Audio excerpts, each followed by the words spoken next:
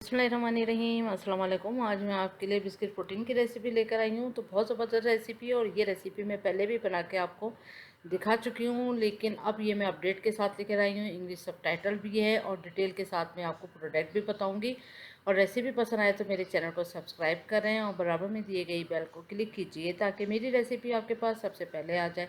अब आते हैं हम रेसिपी की तरफ। तो यहाँ पर मैंने मेरे बिस्किट्स लिए हैं, तो मैं आपको दिखाती हूँ। 2.5 पैकेट मैंने ये लिया है मेरे बिस्किट का।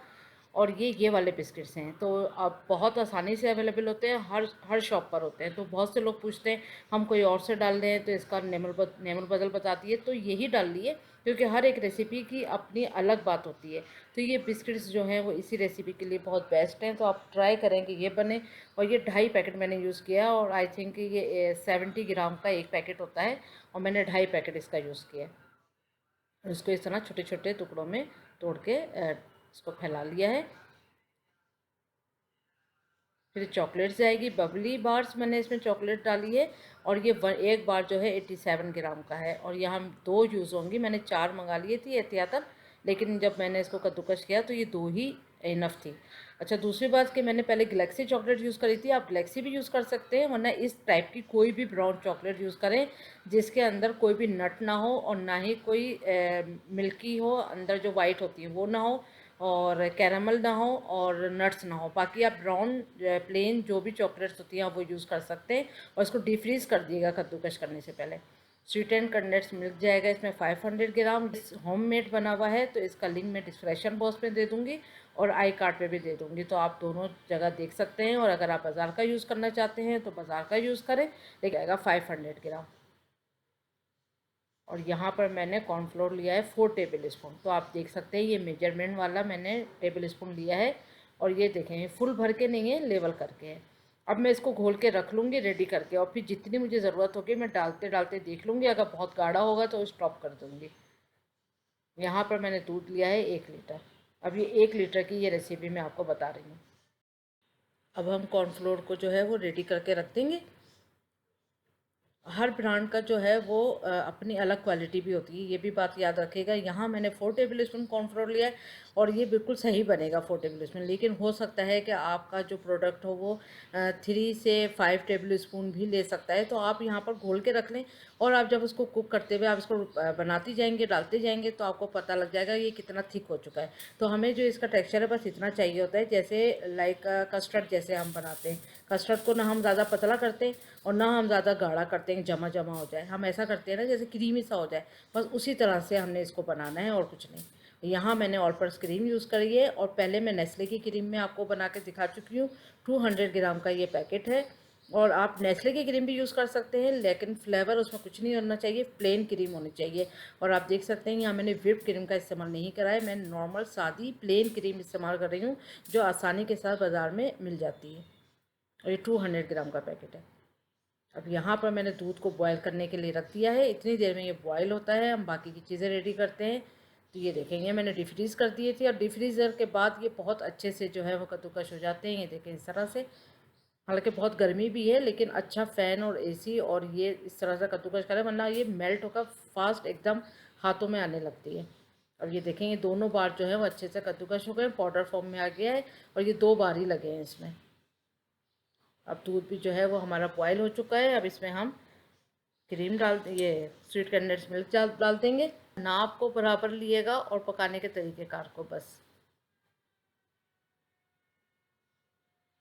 अब इसको एक बॉयल आ जाएगा तब तक हम इसको हिलाते रहेंगे ज़रा, लेकिन चमचा मुझसे हिलाते रहना है ताकि नीचे लगे नहीं।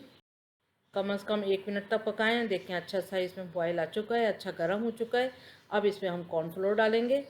तो कॉर्नफ्लोर को हम थोड़ा थोड़ा करके डालेंगे, थोड़ा डाला फिर हम इसको मिक्स कर देंगे। एकदम से सारा नहीं डालेंगे, बस मिक्स करते जाएंगे और थोड़ा डालते जाएंगे।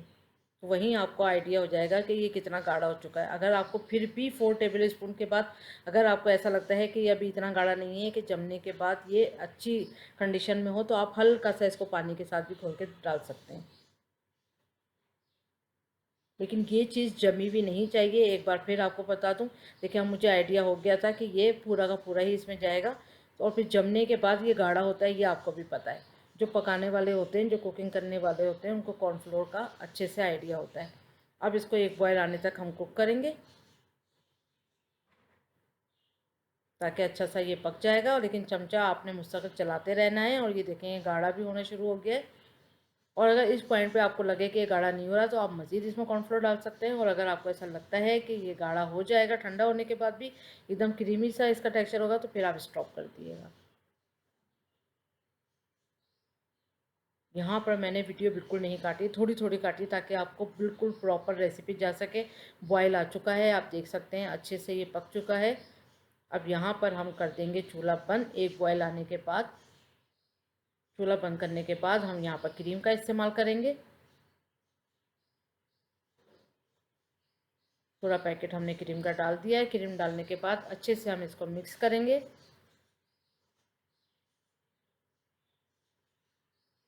बहुत अच्छी तरह मिक्स करना है ताकि इसमें कोई क्रीम का लम्स ना रहे।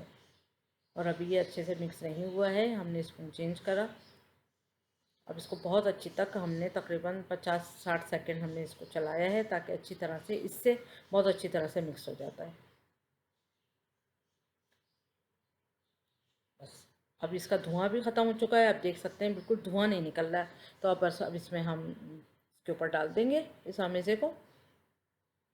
ये देखें अच्छा गाढ़ा है, आपको भी पता चल रहा होगा ये कितना गाढ़ा है। बस ऐसे ही होना चाहिए। ठंडा होने के बाद ये याद रखें कि ठंडा होने के बाद ही बहुत अच्छा इसकी कंडीशन होती है। दूसरी बात, अगर आपको जैसे गेस्ट आ रहे हैं नेक्स्ट डे, तो आपने एक दिन पहले इसको बना लेना है, क्योंकि जितना ये चिल होगी 10 से 15 घंटे ये फ्रिज की अच्छी ठंडी हो जाएगी, तभी ये बहुत ज़बरदस्त टेस्ट देगी। आप एक बार बना के देखेंगे और इसी रेसिपी को फॉलो करेंगे हर एक स्टेप को, तो आपको आइडिया हो जाएगा। एक दो बार अगर आपको थोड़ा सा कमोबेश आइडिया हो, लेकिन एक से जब दूसरी बार बनाने लगेंगे तो एकदम बेस्ट बनेगी। अब जो बिस्किट्स ऊपर आ चुके थे, हमने उसको थोड़ा सा नीचे करना है ताकि वो डीप हो जाए।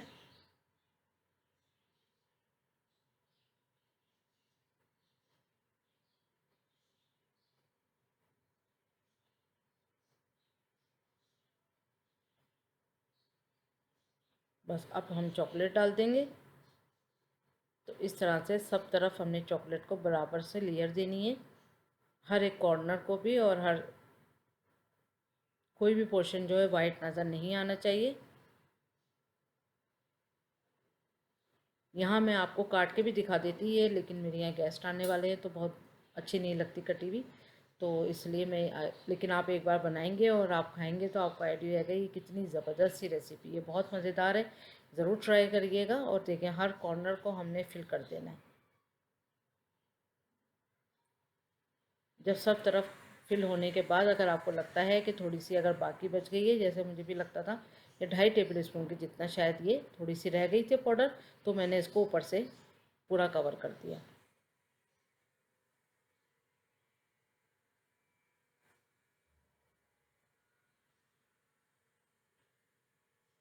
ये देखें तकरीबन 2.5 टेबल स्पून या 2 टेबल स्पून जितनी है ये, लेकिन इसी पे मैं इसको दोबारा सब छिड़क दूँगी।